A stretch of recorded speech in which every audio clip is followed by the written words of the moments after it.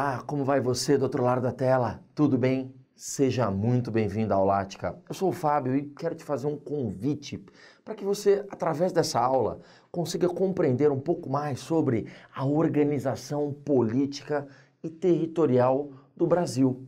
De antemão, é importante que você se lembre que o Brasil ele é considerado um Estado nacional moderno, democrático. Veja, um Estado nacional é uma estrutura política jurídica. Jurídica porque ela é balizada por um conjunto de leis. No caso do Brasil, sobretudo, a lei maior, que é a Constituição Brasileira, escrita lá no ano de 1988. Tudo bem?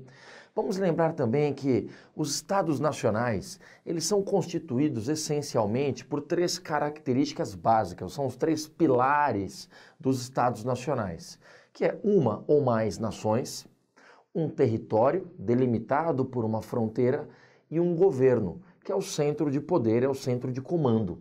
Vamos lembrar que, repito, o Estado ele é constituído por uma ou mais nações e entendemos por nação uma comunidade populacional dotada de identidade própria. O que significa ser dotada de identidade própria? Significa possuir um mesmo idioma, geralmente uma mesma base religiosa, geralmente uma mesma formação, uma mesma origem histórica. Nós estamos falando de laços culturais comuns, comemoração das mesmas datas celebrativas, percebe?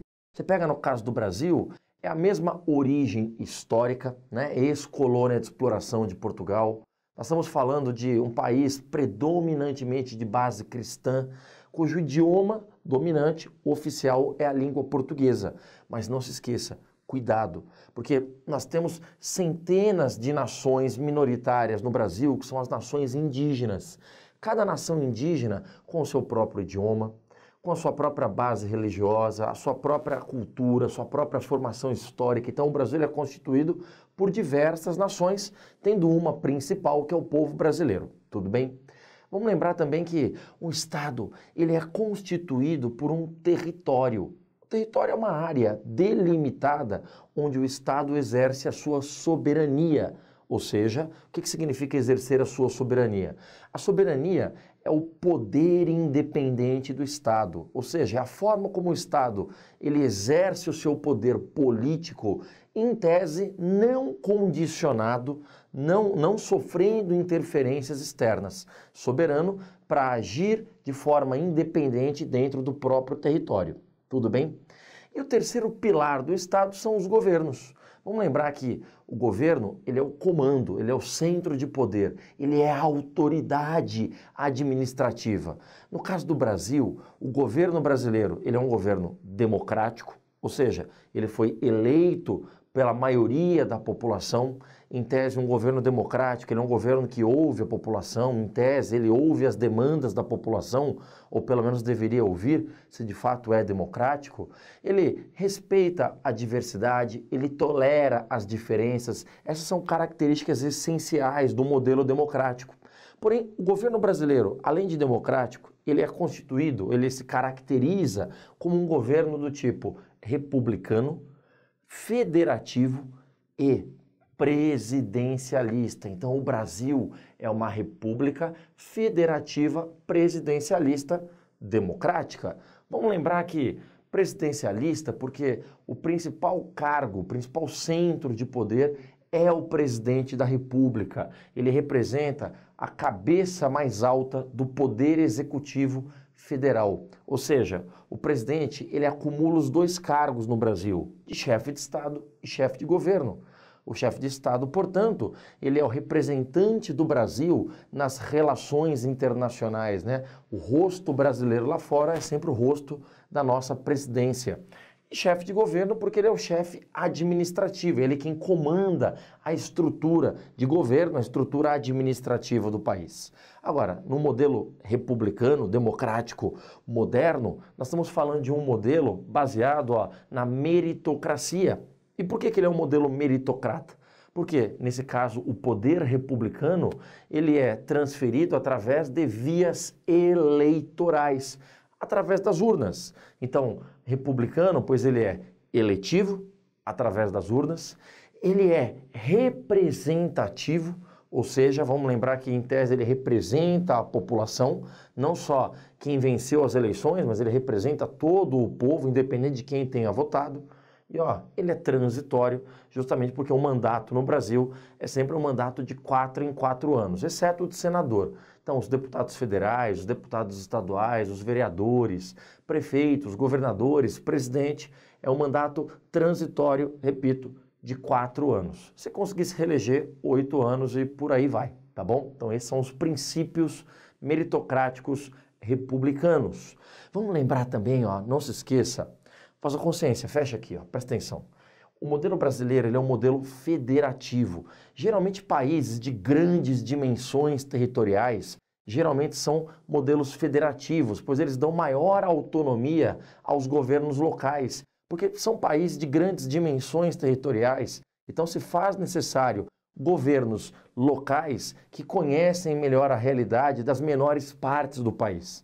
Os Estados Unidos, eles se organizam no modelo federativo, a Rússia, outro país gigantesco territorialmente, se organiza no modelo federativo, assim como o Brasil. Significa dizer o seguinte, numa federação há uma descentralização política e administrativa. Não fica tudo concentrado nas mãos da União, ou seja, nas mãos do governo federal. Não, existem várias esferas de poder. A esfera federal, a esfera estadual e a esfera municipal. Então, não se concentra poder no federal. Nós estamos falando de uma estrutura descentralizada, sob o ponto de vista administrativo e político. E o que isso significa? Significa dizer que nós temos, além da presidência, governos locais e leis locais. Então, nós temos os governadores e as legislações estaduais. Temos os prefeitos e as legislações, as leis municipais. E cada estado ele é dotado de uma autonomia relativa, cada município é dotado de uma autonomia relativa. Autonomia por quê? Autonomia não é soberania. Significa que cada estado, cada unidade federativa no Brasil, ele, por ter leis próprias e um governante próprio, ele tem uma certa autonomia, né? Claro que não tem autonomia, por exemplo, para entrar com um processo de secessão, para entrar com um processo, um pedido de separação, não tem autonomia nesse nível, mas para ter leis específicas para cada estado, leis específicas para cada município. É por isso que quando a gente fala da estrutura territorial, brasileira, nós estamos falando de Brasil com mais de 8,5 milhões de quilômetros quadrados. É o 5º maior território do mundo. E o território brasileiro, gigantesco, ele está fragmentado, presta atenção aqui, em 27 unidades federativas. E o que são essas 27 unidades federativas? Olha só, são os 26 estados mais o Distrito Federal. Cada unidade federativa, cada fragmento federativo do Brasil tem o seu próprio governador. Então, são 27 unidades federativas, 27 governadores, 27 legislações estaduais e uma distrital, na verdade. São 5.570 municípios. Então, o território brasileiro se divide em 27 unidades federativas que se subdividem, repito, em 5.570 municípios. Cada município tem a sua legislação, as suas leis municipais. Cada município tem o seu prefeito. Então, os prefeitos representam o poder executivo municipal, os governadores, o poder executivo estadual. E no caso do Distrito Federal, onde está Brasília, a nossa capital, ele é o governador distrital. E o presidente da República, ele representa o poder executivo federal. Ele e todo o seu ministério. Tudo bem? Deu para entender até aqui? Vamos lembrar que em estruturas republicanas democráticas, normalmente o poder ele está organizado dessa forma. É o poder executivo, o legislativo e o judiciário. No caso, quando nós falamos da esfera federal, né, que é onde está o topo do poder no Brasil, o poder executivo federal se dá através da presidência e dos seus ministros. A sede da presidência está lá em Brasília, no Distrito Federal, lá na Praça dos Três Poderes, onde está presente o Palácio do Planalto. Então, o Palácio do Planalto é a sede da presidência no Brasil. Tudo bem? Vamos lembrar que o Legislativo brasileiro, a sede do Legislativo, também está na Praça dos Três Poderes, é o Congresso Nacional, que no Brasil se organiza através de um sistema, que é o sistema bicameral, ou seja, uma das meias-luas do prédio do Congresso Nacional representa o Senado e a outra meia-lua representa a Câmara dos Deputados. Então é assim que se organiza. É um sistema presidencialista congressual com duas câmaras, o Senado e a Câmara dos Deputados. É assim que se organiza o Legislativo brasileiro.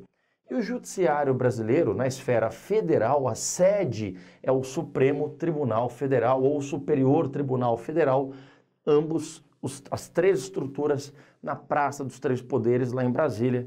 Vamos lembrar que o STF, né, na escala do Judiciário brasileiro, é a mais alta instância do Judiciário brasileiro. O sistema judiciário brasileiro funciona como uma escadinha. Então, a instância de maior poder é o STF, que é constituído por 11 ministros ou 11 juízes, escolhidos pelo presidente da República. À medida que um ministro juiz do STF vai aposentando, o presidente ele escolhe um novo juiz, um novo ministro, e o Senado autoriza, chancela ou não essa escolha. Então, repito, o STF representa a mais alta corte, a Suprema Corte brasileira, os guardiões da Constituição brasileira de 88, quem zela pelas leis no Brasil. Tudo bem? É assim que se organiza, grosso modo, a estrutura de poder, a estrutura territorial do território, a estrutura de poder, a estrutura do território brasileiro. Me perdoem. Tudo bem? Um forte abraço e continue seus estudos. Faça muitos exercícios. Até mais. Tchau.